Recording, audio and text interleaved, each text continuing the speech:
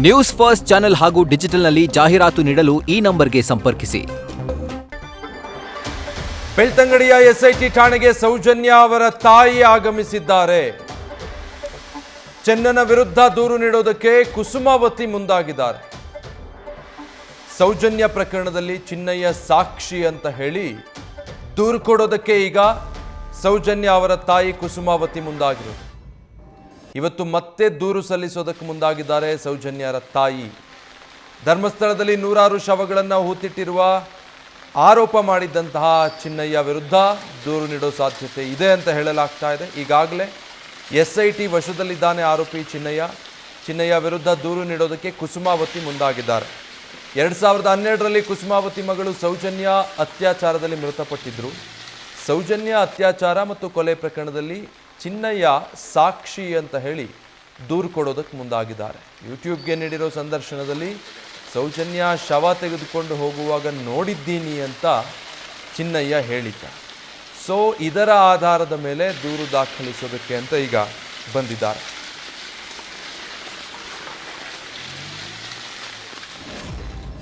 ಪರೀಕ್ಷಿತ್, ಈಗ ಚಿನ್ನಯ್ಯನ ಮೇಲೆ ದೂರು ಕೊಡೋದು ಅದು ಸೌಜನ್ಯ ಕೇಸ್ನಲ್ಲಿ ಅಂದರೆ ಹೇಗೆ? ಆತ ಸಾಕ್ಷಿ, ಅದನ್ನು ಪರಿಗಣಿಸಿ ಮತ್ತೆ ಈ ಕೇಸ್ನ ಇನ್ವೆಸ್ಟಿಗೇಷನ್ ಆಗಬೇಕು ಅನ್ನೋ ರೀತಿನ? ಎಸ್, ಸದ್ಯ ಈಗ SIT ಕಚೇರಿಯಲ್ಲಿ ಮತ್ತೊಂದು ದೂರು ದಾಖಲಾಗಲಿಕ್ಕೆ ಬರ್ತಾ ಇದೆ. ಯಾಕಂದ್ರೆ ಸೌಜನ್ಯ ತಾಯಿ ಕುಸುಮಾವತಿ ಏನಿದ್ದಾರೆ ಈಗ ಚಿನ್ನಯ್ಯನ ವಿರುದ್ಧ ದೂರು ಕೊಡ್ಲಿಕ್ಕೆ ಬಂದಿದ್ದಾರೆ. ಯಾಕಂದ್ರೆ ಈಗಾಗಲೇ ಬಹಳಷ್ಟು ಸೌಜನ್ಯ ಪ್ರಕರಣದಲ್ಲಿ ಬಹಳಷ್ಟು ಗೊಂದಲ ಇತ್ತು ಮತ್ತು ಕುಸುಮಾವತಿ ಎಷ್ಟೇ ದೂರು ಕೊಟ್ಟರು ಕೂಡ ಅದರ ಒಂದು ಹೋರಾಟದ ರೀತಿಯಲ್ಲಿ ಬದಲಾಗಿತ್ತು. ಈಗ ಚಿನ್ನಯ್ಯ ನಾನು ಸೌಜನ್ಯ ಹೆಣವನ್ನು ತೆಗೆದುಕೊಂಡು ಹೋಗಿ ನೋಡಿದ್ದೇನೆ ಅನ್ನೋಂಥದ್ದು ಯೂಟ್ಯೂಬ್ ನಲ್ಲಿ ಹೇಳಿದ್ದೇನೆ. ಅದು ಎಲ್ಲಿ ನೋಡಿದ್ದಾರೆ ಮತ್ತು ಯಾವ ರೀತಿ ಎಲ್ಲಿ ಸಂಪೂರ್ಣವಾಗಿ ಹೇಳಿಕೆಗಳು ಬೇಕು, ಅದಕ್ಕೆ ಸತ್ಯ ಗೊತ್ತಾಗಬೇಕು ನಿಟ್ಟಿನಲ್ಲಿ ಸೌಜನ್ಯ ತಾಯಿ ಈಗ ಕುಸುಮಾವತಿ ಠಾಣೆಗೆ ಬಂದಿರುವಂತದ್ದು. ಆದರೆ ದಯಾಮ ಅವರು ಇಲ್ಲಿ ಠಾಣೆಯಲ್ಲಿ ಇಲ್ಲ. ಹೀಗಾಗಿ ಅವರು ಈಗ ತೆರಳಿದ್ದಾರೆ.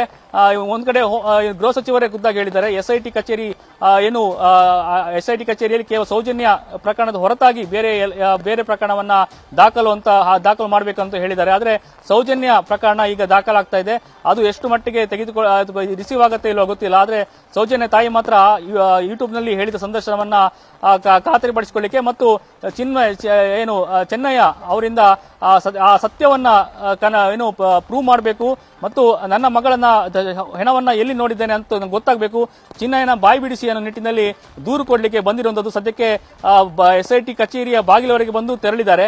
ಇನ್ನು ಅದು ಯಾವ ರೀತಿಯ ದೂರು, ಆ ದೂರಿನಲ್ಲಿ ಏನಿದೆ ಅನ್ನುವಂಥದ್ದು ಸೌಜನ್ಯ ತಾಯಿ ದೂರು ಕೊಟ್ಟ ಮೇಲೆ ಗೊತ್ತಾಗುವಂತದ್ದು. ವಿಜಯ್, ಅಂದ್ರೆ ಪರೀಕ್ಷಿತ್, ಈಗ SIT ರಚನೆ ಆಗುವಾಗ ಧರ್ಮಸ್ಥಳದ ವಿಚಾರದಲ್ಲಿ ಬರುವ ಆರೋಪಗಳ ಸಮಗ್ರ ತನಿಖೆಗಾಗಿ ಅಂತ ಹೇಳಿ SIT ರಚನೆ ಮಾಡಿದ್ದು. ಸೊ ಹಾಗೆ ನೋಡಿದರೆ ಇವಾಗ ಕುಸುಮಾವತಿ ಅವರ ದೂರು ಅಲ್ಲಿ ಸಲ್ಲಿಕೆಯಾದ ನಂತರ ವಿಚಾರಣೆ ನಡೀಬಹುದು ಅನ್ಸತ್ತಾ, ಅಥವಾ ಪ್ರತ್ಯೇಕವಾಗಿ ಅದನ್ನ ನೋಡ್ಬೇಕಾಗತ್ತಾ? ಖಂಡಿತ ಸದ್ಯಕ್ಕೆ ಸೌಜನ್ಯ ತಾಯಿ ಈ ದೂರನ್ನ ಕೊಟ್ಟು ಬಹಳಷ್ಟು ಒತ್ತಡವನ್ನು ಹಾಕಬಹುದು. ಹಾಗಾಗಿ ಈಗಾಗಲೇ ಇರುವಂತಹ ಚಾಲ್ತಿಯಲ್ಲಿರುವಂತಹ ಪ್ರಕರಣ ಚಿನ್ನಯ್ಯನ ವಿರುದ್ಧ ಆಗ್ತಾ ಇರುವಂತಹ ಪ್ರೊಸೀಜರ್ ಏನಿದೆ, ಜೊತೆಗೆ ಸುಜಾತಾ ಭಟ್ ಅವರ ಪ್ರಕರಣ ಇದೆ, ಅದು ಆದಷ್ಟು ಬೇಗ ಮುಗಿಸಬೇಕಾಗಿದೆ.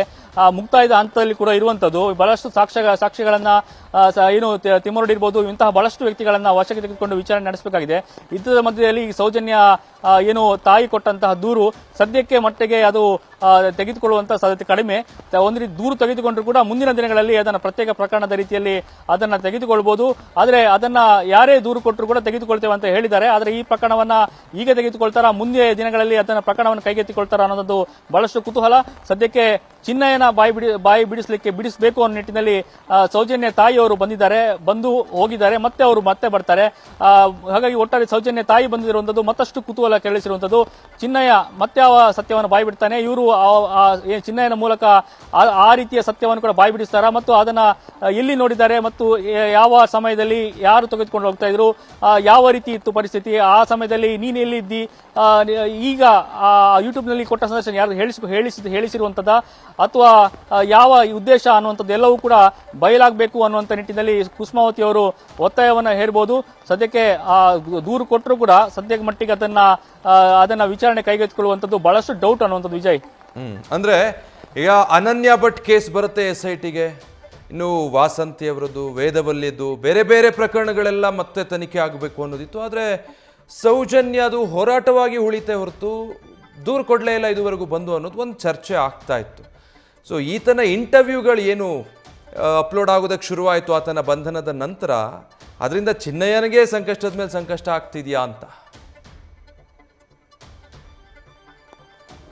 ಖಂಡಿತ ಈ ಚಿನ್ನಯ್ಯ ಏನಿದ್ದಾನೆ ಕೇವಲ ಒಂದು ದಾಳವಾಗಿ ಅದನ್ನ ಈ ಹೋರಾಟಗಾರರು ಜೊತೆಗೆ ಇತರೆ ತಿಮರೋಡಿಗಳ ಬಳಸ್ಕೊಂಡಿರುವಂಥದ್ದು.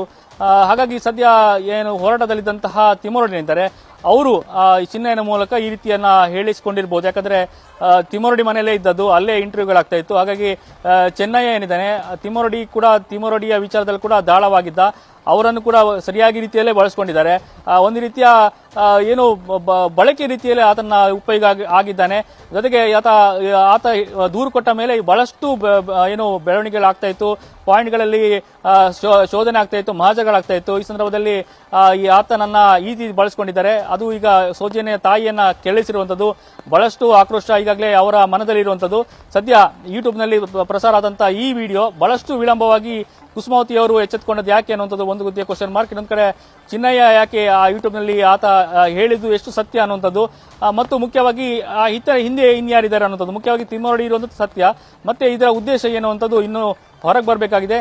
ಸದ್ಯ ಕುಸುಮಾವತಿ ಅವರು ತೆರಳಿದ್ದಾರೆ. ಮಧ್ಯಾಹ್ನದ ಬಳಿಕ ಬಂದು ದೂರನ್ನ ಕೊಡಬಹುದು. ಆ ದೂರ ಕೊಟ್ಟ ಬಳಿಕ ಮುಂದಿನ ಪ್ರೊಸೀಜರ್ ಏನು ಅನ್ನುವಂಥದ್ದು ಇನ್ನು ಮುಂದೆ ಗೊತ್ತಾಗಲಿದೆ. ವಿಜಯ್, ನ್ಯೂಸ್ ಫಸ್ಟ್ ನಿರ್ಭೀತಿಯಿಂದ ನಿಮ್ಮ ಪರವಾಗಿ.